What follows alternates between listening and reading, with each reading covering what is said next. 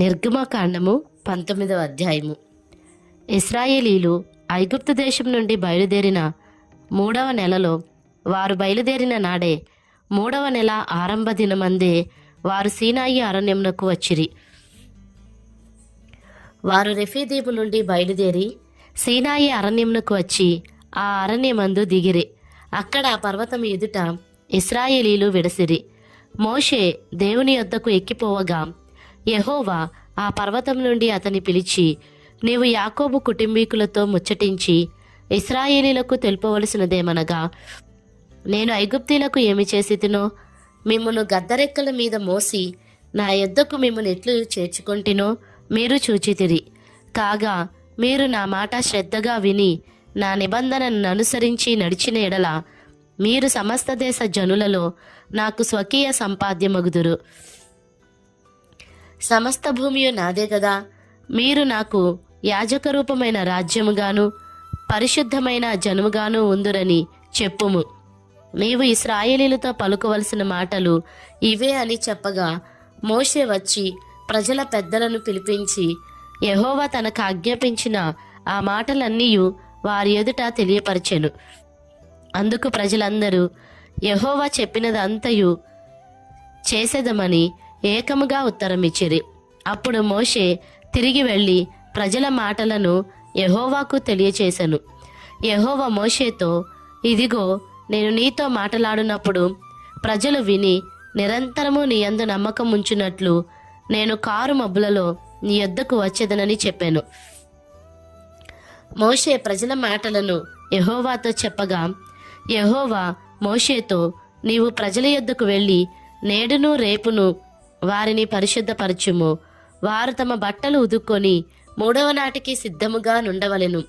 3వ నాడు యెహోవా ప్రజలందరి కన్నుల ఎదుట సీనాయి పర్వతం మీదికి దిగివచ్చును. నీవు చుట్టూ ప్రజలకు మేరను ఏర్పరిచి, మీరు ఈ పర్వతము ఎక్కవద్దు, దాని అంచును ముట్టవద్దు. భద్రము సుమి, ఈ పర్వతము ముట్టు ప్రతివానికి మరణశిక్ష తప్పక విధింపబడవలెను. ఎవడునూ చేతితో దాన్ని ముట్టకూడదు. ముట్టినవాడు రాళ్లతో కొట్టబడవలెను లేక పొడవబడవలెను. మనుష్యుడు గాని మృగము గాని బ్రతకకూడదు. భూరధ్వని చేయినప్పుడు వారు పర్వతము యొద్దకు రావలెననెను. అప్పుడు మోషే పర్వతం మీద నుండి ప్రజల యొద్దకి దిగివచ్చి ప్రజలను పరిశుద్ధపరచగా వారు తమ బట్టలను ఉదుక్కొనిరి. అప్పుడతడు 3వ నాటికి సిద్ధముగా నుండుడి, ఏ పురుషుడు స్త్రీని చేరకూడదని చెప్పెను. 3వ నాడు ఉదయమైనప్పుడు ఆ పర్వతం మీద ఉరుములు, మెరుపులు, సాంద్ర మేఘము, బూర యొక్క మహాధ్వనియు కలుగగా పాలెంలోని ప్రజలందరూ వణికిరి. దేవునిని ఎదుర్కొనుటకు మోషే పాలెంలో నుండి ప్రజలను అవతలకు రప్పింపగా వారు పర్వతము దిగిన నిలిచిరి. యెహోవా అగ్నితో సీనాయి పర్వతం మీదికి దిగివచ్చినందున అదంతయు ధూమమయమై ఉండెను. దాని ధూమము కొలిమి ధూమము వలె లేచెను. పర్వతం అంతయు మిక్కిలి కంపించెను. ఆ బూరధ్వని అంతకంతకు బిగ్గరగా మ్రోగెను. మోషే మాట్లాడుచుండగా దేవుడు కంఠస్వరము చేత అతనికి ఉత్తరం ఇచ్చుచుండెను. యెహోవా సీనాయి పర్వతం మీదికి అనగా ఆ పర్వత శిఖరం మీదికి దిగివచ్చెను. యెహోవా పర్వత శిఖరం మీదికి రమ్మని మోషేను పిలువగా మోషే ఎక్కిపోయెను. అప్పుడు యెహోవా ప్రజలు చూచుటకు యెహోవా యొద్దకు హద్దుమీరి వచ్చి వారిలో అనేకులు నశింపకుండునట్లు నీవు దిగిపోయి వారికి ఖండితముగా ఆజ్ఞాపించుము. మరియు యెహోవా వారి మీద పడకుండునట్లు యెహోవా యొద్దకు చేరు యాజకులు తమ్ము తామే పరిశుద్ధపరచుకొనవలనని మోషేతో చెప్పగా, మోషే యెహోవాతో, ప్రజలు సీనాయి పర్వతము ఎక్కలేరు. నీవు పర్వతమునకు మేరలను ఏర్పరిచి దాని పరిశుద్ధపరచవలనని మాకు ఖండితముగా ఆజ్ఞాపించితివనెను. అందుకు యెహోవా, నీవు దిగివెళ్ళుము, నీవును నీతో అహరోనును ఎక్కి రావలెను. అయితే యెహోవా వారి మీద పడకుండునట్లు యాజకులను ప్రజలను ఆయన యొద్దకు వచ్చుటకు మేరను మీరకూడదు.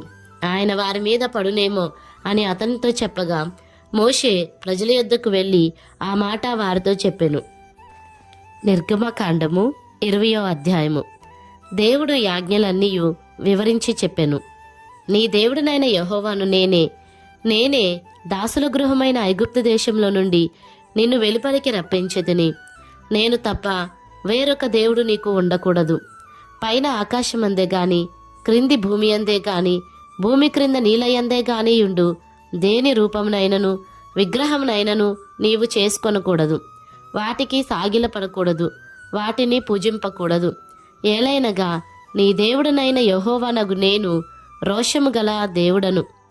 నన్ను ద్వేషించు వారి విషయంలో 3-4 తరముల వరకు తండ్రుల దోషమును కుమారుల మీదికి రప్పించుచు, నన్ను ప్రేమించి నా ఆజ్ఞలు గైకొను వారిని 1000 తరముల వరకు కరుణించువాడనై ఉన్నాను.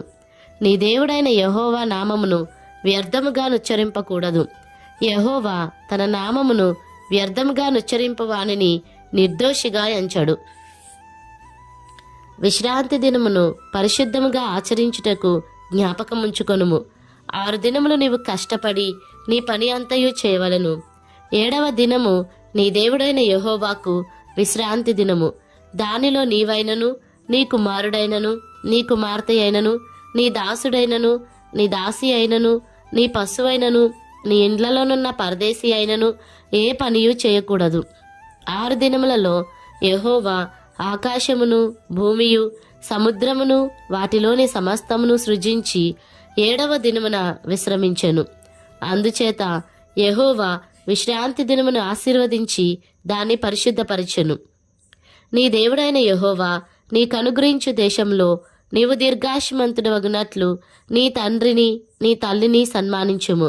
నరహత్య చేయకూడదు, వ్యభిచరింపకూడదు, దొంగిలకూడదు, నీ పొరుగువాని మీద అబద్ధ సాక్ష్యము పలుకకూడదు, నీ పొరుగువాని ఇల్లు ఆశింపకూడదు.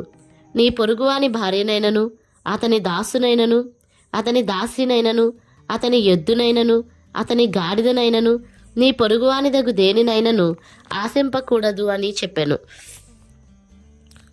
ప్రజలందరూ ఆ ఉరుములు, ఆ మెరుపులు, ఆ బూరధ్వనియు, ఆ పర్వత ధూమమును చూచి భయపడి తొలగి దూరంగా నిలిచి మోషేతో ఇట్లనిరి, నీవు మాతో మాట్లాడుము, మేము విందుము. దేవుడు మాతో మాట్లాడిన ఎడల మేము చనిపోదుము. అందుకు మోషే, భయపడకుడి, మేము పరీక్షించుటకును మీరు పాపము చేయకుండునట్లు ఆయన భయము మీకు కలుగుటకును దేవుడు వేంచేసినని ప్రజలతో చెప్పాను. ప్రజలు దూరంగా నిలిచిరి. మోషే దేవుడున్న ఆ గాఢాంధకారమునకు సమీపింపగా యెహోవా మోషేతో ఇట్లనెను, ఇశ్రాయేలీలతో ఈలాగు చెప్పుము, నేను ఆకాశం నుండి మీతో మాట్లాడితినని మీరు గ్రహించితిరి. మీరు నన్ను కొలుచుచు వెండి దేవతలనైనను బంగారు దేవతలనైనను చేసుకొనకూడదు. మంటి బలిపీఠమును నా కొరకు చేసి దాని మీద నీ దహన బలులను సమాధాన బలులను నీ గొర్రెలను నీ ఎద్దులను అర్పింపవలెను. నేను నా నామమును జ్ఞాపకార్థంగా నుంచు ప్రతి స్థలంలోనూ నీ యొద్దకు వచ్చి నిన్ను ఆశీర్వదించెదను. నీవు నాకు రాళ్లతో బలిపీఠమును చేయినప్పుడు మలిచిన రాళ్లతో దాన్ని కట్టకూడదు. దానికి నీ పనిముట్టు తగలనిచ్చిన ఎడల అది అపవిత్రమగును. మరియు నా బలిపీఠం మీద నీ దిగంబరత్వము కనబడకుండునట్లు మెట్ల మీదుగా దానిని ఎక్కకూడదు. నిర్గమకాండము 21వ అధ్యాయము. నీవు వారికి నియమింపవలసిన న్యాయ విధులేవనగా, నీవు హెబ్రీయుడైన దాసిని కొనిన ఎడల వాడు 6 సంవత్సరములు దాసుడయుండి 7వ సంవత్సరమున ఏమియో ఇయ్యకయే నిన్ను విడిచి స్వతంత్రుడగును. వాడు ఒంటిగా వచ్చిన ఎడల ఒంటిగానే వెళ్ళవచ్చును. వానికి భార్య ఉండిన ఎడల వాని భార్య వానితో కూడా వెళ్ళవచ్చును. వాని యజమానుడు వానికి భార్యనిచ్చిన తరువాత ఆమె వాని వలన కుమారులనైనను కుమార్తెలనైనను కనిన ఎడల ఆ భార్యయు ఆమె పిల్లలును ఆమె యజమానుని సొత్తగుదురు కాని వాడు ఒంటిగానే పోవలెను. అయితే ఆ దాసుడు, నేను నా యజమానుని, నా భార్యను, నా పిల్లలను ప్రేమించుచున్నాను, నేను వారిని విడిచి స్వతంత్రుడనై పోనలనని నిజముగా చెప్పిన ఎడల వాని యజమానుడు దేవుని యొద్దకు వాణ్ణి తీసుకుని రావలెను. మరియు వాని యజమానుడు తలుపునొద్దకైనను ద్వారబంధమునకు వద్దకైనను వాని తోడుకొని పోయి వాని చెవిని కదురుతో గుచ్చవలెను. తరువాత వాడు నిరంతరము వానికి దాసుడయ్యుండును.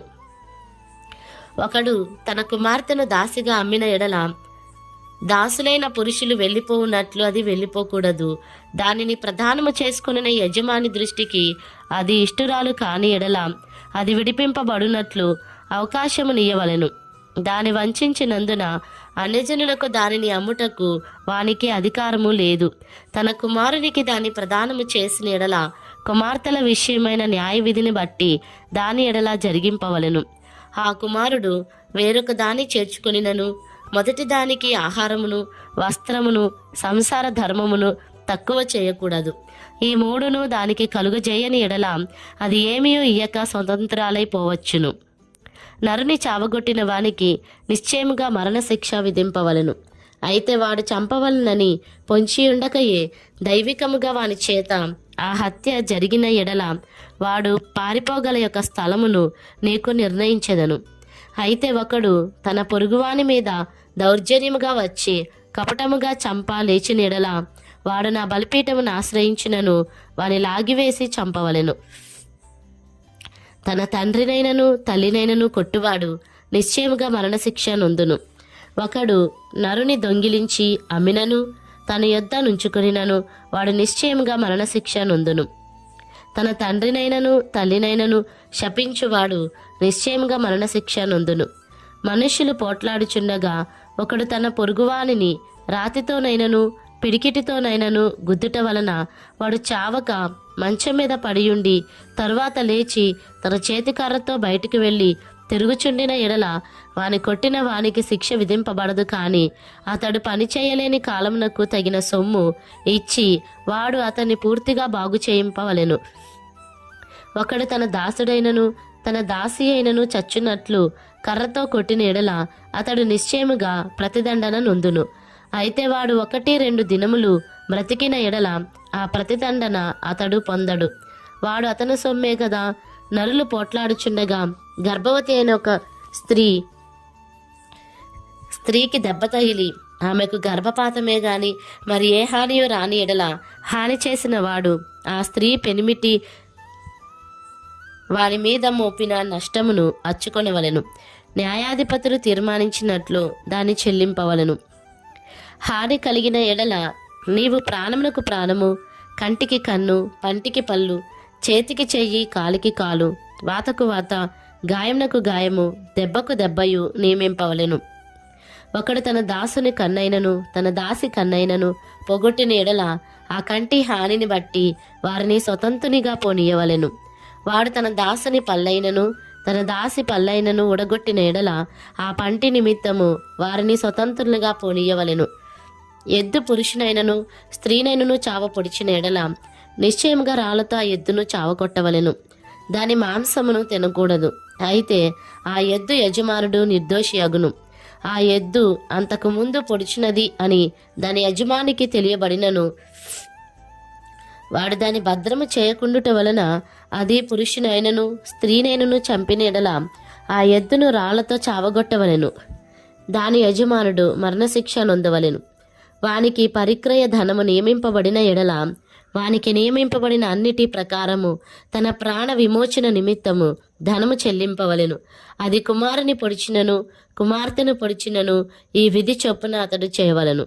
ఆ ఎద్దు దాసునైనను దాసినైనను పొడిచిన ఎడల వాని యజమానికి 30 తులముల వెండి చెల్లింపవలెను.